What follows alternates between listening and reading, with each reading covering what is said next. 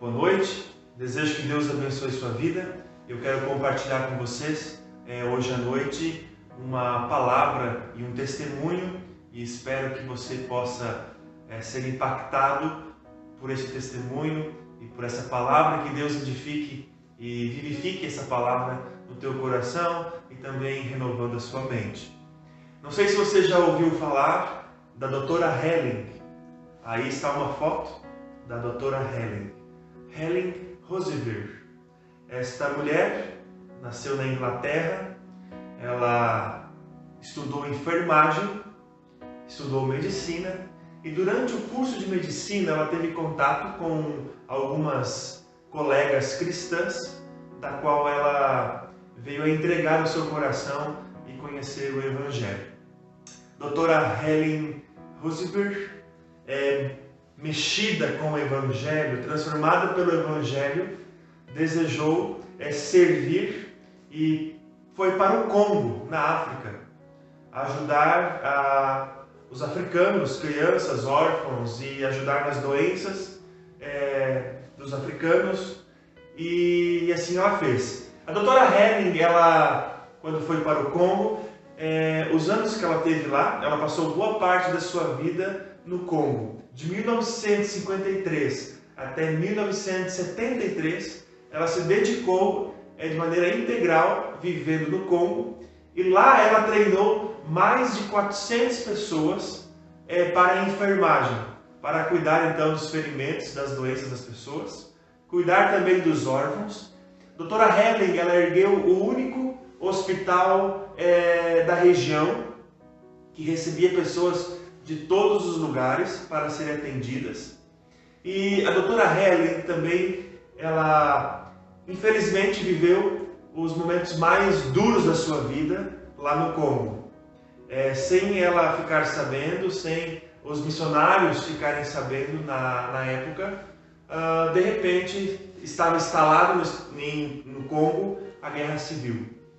E uma certa noite, os soldados batem na vila onde morava a doutora Helen, outros missionários, e aquela noite a doutora Helen, ela foi espancada, ela teve várias fraturas no corpo, ela foi presa, foi levada cativo, ela foi estuprada por várias vezes, arrancaram seus dentes, ela foi a julgamento, um julgamento meio tribal, do qual eles queriam que ela fosse condenada à morte.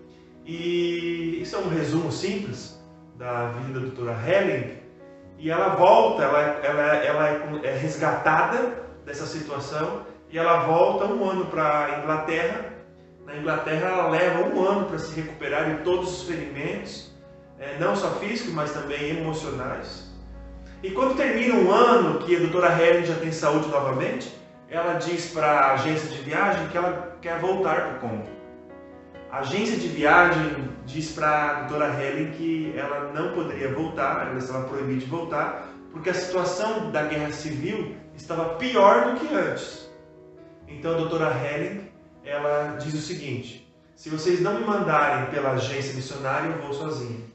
E ela acaba voltando ao Congo, onde ela reconstrói um hospital maior do que o anterior, impacta mais pessoas ainda, no seu jeito médico, clínico, de cuidar das doenças, cuidar dos órfãos, e de maneira muito especial a evangelizar aquelas pessoas.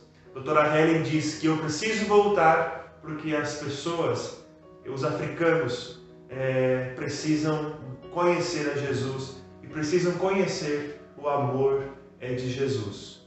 Aliás, há uma frase muito conhecida da doutora Helen, que é a seguinte frase: eu não me espanto com as milhões de pessoas, com os milhões de pessoas que morrem sem conhecer a Cristo, mas eu me espanto com a igreja que não está preocupada em levar a Cristo a essas pessoas. Então, infelizmente nós não temos livros traduzidos, os livros da doutora Helen. Ela tem vários livros, e existe um livro da doutora Helen do qual ela testemunha todos os milagres, as experiências milagrosas e maravilhosas com Deus. E eu quero trazer para você agora uma dessas experiências que a doutora Helen pôde viver com Deus. E eu quero ler essa experiência, uma tradução como a doutora Helen mesmo escreve. Então preste atenção, eu vou precisar ler, mas ouça o que a doutora Helen escreve. Certa noite, na República Centro-Africana, eu trabalhava duro para ajudar uma mãe na sala de parto. Apesar de todos os esforços, ela morreu, deixando-nos um bebê prematuro e uma menininha de 2 anos, aos prantos. Ia ser muito difícil manter esse bebê vivo, pois não havia incubadora, nem eletricidade e tampouco alimentação especial para esse bebê. E ainda, apesar que nós estamos na linha do Equador, África muito quente, as noites aqui são muito frias e as correntes de ar, elas são traiçoeiras.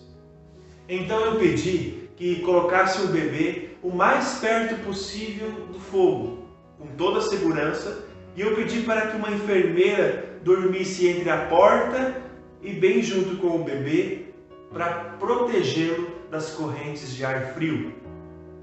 Eu também pedi para que se colocasse uma bolsa de água quente bem próximo ao bebê para ele ficar aquecido, mas a enfermeira disse que a última bolsa que nós tínhamos estava furada e estragada. No dia seguinte, na hora do almoço, fui eu orar com os órfãos, que sempre gostavam de se reunir comigo, diz a doutora Helen. Eu dei aos menores várias sugestões de coisas que elas pudessem orar. E também contei para as crianças sobre o bebezinho prematuro que havia nascido naquela noite. Expliquei para cada criança que se nós não pudéssemos manter ele aquecido, ele poderia morrer por qualquer resfriado. E que nós não tínhamos mais bolsas de água quente para manter o bebê aquecido. Também contei às crianças sobre a sua irmãzinha de 2 anos, que não parava de chorar porque perdera a sua mamãe. As crianças começaram a orar. E durante a oração, Ruth, uma menina de 10 anos, orou com maneira muito clara e objetiva, como costumam orar as crianças africanas. Então, ela orou assim: Deus, por favor, nos mande uma bolsa de água. Amanhã não adianta, Deus. Então, por favor, mande hoje. Eu ainda estava me recuperando do espanto ao ver a audácia dessa oração. Quando a Ruth, ainda acrescentou assim: e já que você vai mandar uma bolsa de água, não daria para aproveitar e mandar uma pequena boneca para dar para aquela menina, para ela saber que você o ama? Como acontece muitas vezes quando as crianças oram, eu me vi entre a espada e a parede. Será que ia conseguir dizer com fé amém a um pedido como esse? Eu simplesmente não acreditava que Deus fosse capaz de fazer isso. Claro, eu sei que Ele pode fazer isso porque Ele pode todas as coisas, mas existem limites, não existem? A única maneira de Ele atender a esse pedido seria através de uma encomenda vindo do meu país. Na ocasião, eu já estava na África há quase 4 anos e por todo esse tempo nunca recebi uma encomenda. Seja como for, mesmo se alguém enviasse algo, quem enviaria uma bolsa de água quente para a África, um lugar tão quente? E no meio da tarde, enquanto eu dava aula na escola de enfermagem, eu recebi o recado que havia um carro parado na porta da minha casa. Quando cheguei lá, o carro já foi embora, já tinha ido embora. Mas eu vi na varanda da minha casa uma caixa grande, em torno de 10 quilos. Os meus olhos começaram a se encher de lágrimas, diz a doutora Helen. Eu nem ia conseguir abrir a caixa sozinho. Então mandei chamar as crianças do orfanato. Juntos nós tiramos os barbantes, guardamos os barbantes, tiramos o papel, guardamos o papel, cuidamos para não rasgá-lo. E a emoção só aumentava. Quando eu abri a caixa, vi umas 30, 40 calças de nylon, e eu distribuí para as crianças. Os olhinhos delas brilhavam enquanto recebiam as suas calças. Depois vieram também dentro da caixa algumas faixas para os leprosos. E as crianças começaram a fazer uma cara de cansaço. Depois, dentro da caixa, havia algumas caixas com uvas passas, umas com sementes, outras sem sementes.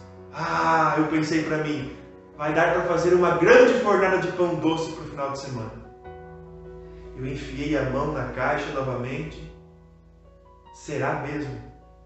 Agarrei e tirei. É uma bolsa de água quente, uma bolsa de borracha novinha! Assim a doutora Helen gritava.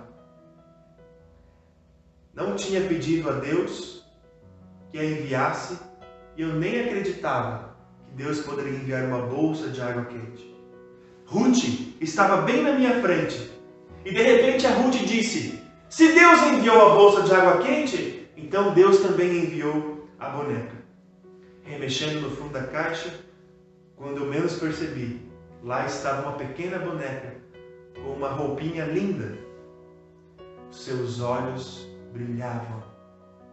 Então, naquele momento, a Ruth, a menina que fez a oração, disse para mim: mamãe, era o jeito que eles me chamavam, posso ir com a senhora dar a boneca para aquela menina, para ela saber que Jesus a ama de verdade? Aquela caixa passou 5 meses a caminho e foi enviada por uma antiga classe de escola dominical, cuja professora ouviu e obedeceu a Deus em lhe enviar uma bolsa de água quente. Mesmo para um país como a África, tão quente. 5 meses antes, uma das meninas colocar uma boneca para uma criança africana, atendendo à oração de fé feita por uma outra criança de 10 anos que pedira a Deus para mandá-la, hoje mesmo.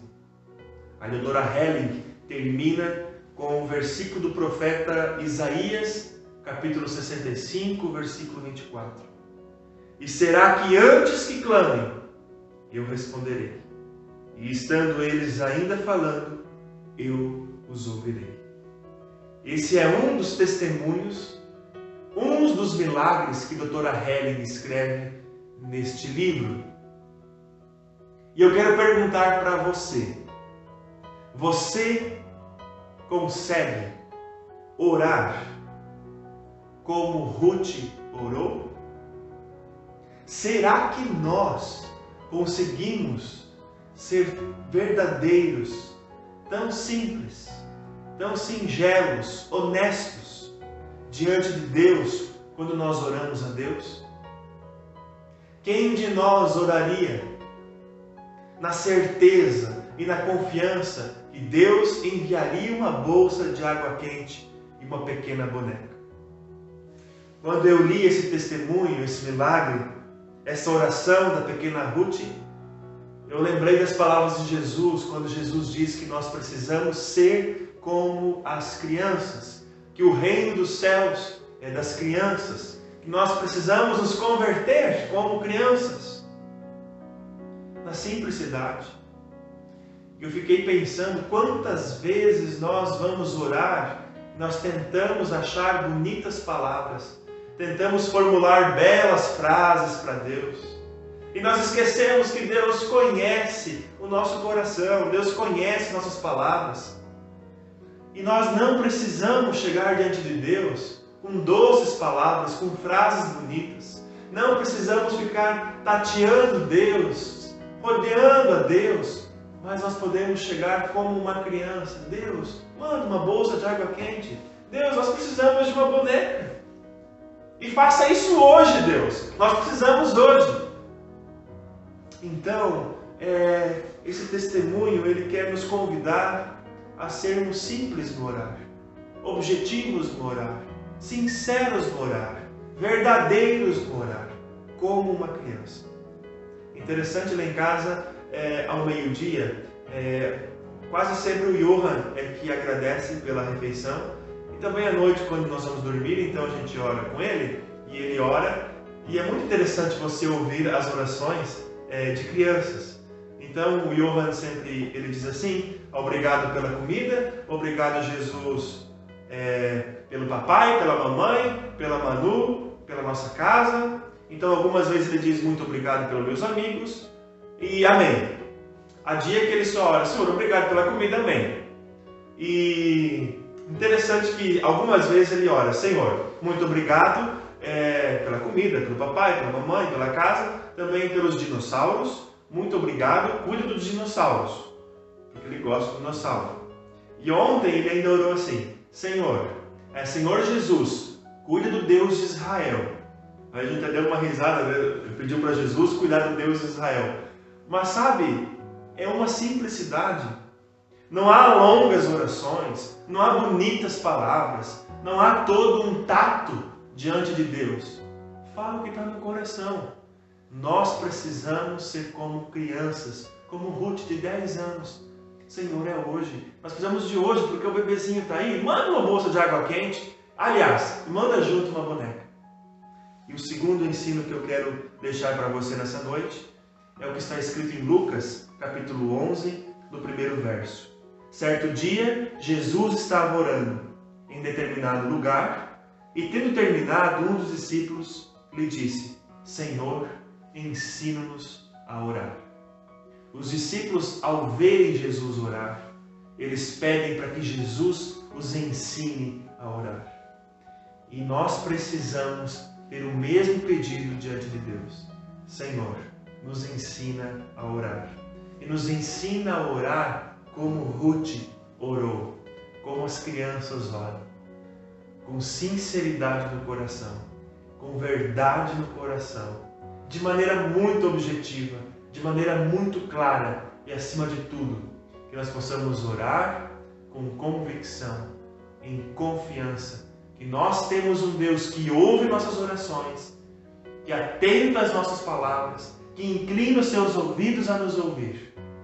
Deus abençoe a sua vida, que Deus possa te ensinar e me ensinar a orar verdadeiramente. E ainda pergunto para você: qual é o lugar, qual é o tempo, qual é o espaço que a oração tem ocupado a sua vida? Deus te abençoe.